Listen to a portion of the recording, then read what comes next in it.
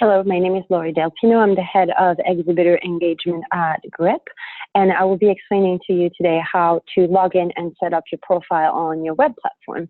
So two ways you must have received access to this platform. Either you've received an email looking like this, which shows your email, badge ID registration, and a button that will bring you directly to this platform with pre-filled information. If you haven't received your login, please feel free to email us at support@grip.events, right here, as you can see. If you email us on this, we'll be able to send you your email and badge ID in order for you to connect to the platform. Now, if I were you decide, we're going to first log in using that email you must have received. If I click on Start Networking, I land on the web platform. So all I have, as you can see, my badge ID and registration ID are already pre-populated. What I do is I claim my account. I choose a password that I record somewhere to not lose it. If anything, you can always reset your password. Then enter password, confirm password, and create your account. You log in successfully. Next step on this is you are going to see a pop-up, which is going to take you the few steps to set up your profile. So first step is to set up your basic information in order for us to recommend you the right profile for your networking goals. So we would like you to tell us who you're looking to meet, who you're interested in, your company size, and seniority level. Now, these are questions that change from event to event. In here, you see questions that I have set up, but an event might ask you other questions. So I'm going to show you how you would enter. You would click on the field, enter your answer, click on the plus, and update your preferences. And you can do so for each of the questions here. Okay, some of the information might be already pre-populated if we've received the information from the event organizer. When you're done entering this information, click Next.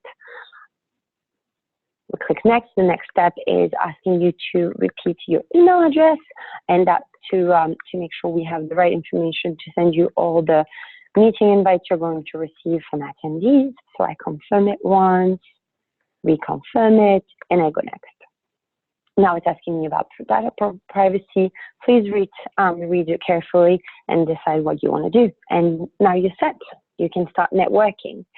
Something that is very important to know, if during those onboarding questions you weren't sure about the information you wanted to put, etc., you can go back to your profile whenever you want and edit those information. And I'm just going to show you that now. Now, when you first log into the platform, we're giving you a few pointers here on what the different important sections are, so you can decide to read them or just click Next on each of them. Next here as well, and finally, got it. Now, as I was saying, your profile is available to edit here. So you click on Profile, and that has all the information you have answered questions that you have answered when onboarding just before. So again, please feel free to update all the information here. Your last name, here we're missing extra information. Your profile. My take on it is that you should always be updating it as you go. As when you're going to be seeing profile while you network, you might want to change the name of the type of person you're looking to meet, etc.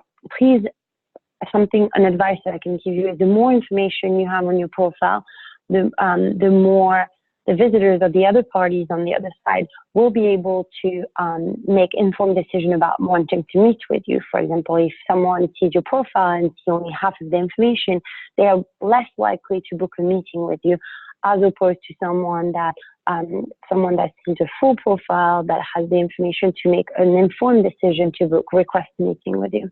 So that's basically my advice on the profile section. Here on the left, as you can see that you can change your email at any time given by just entering your email and clicking on Save. You can change your password during the same password and reconfirm your password. And here you have general information about us. So that's it for now. And there is many more tutorials. This was only step one. There's many more tutorials to come. So chat soon.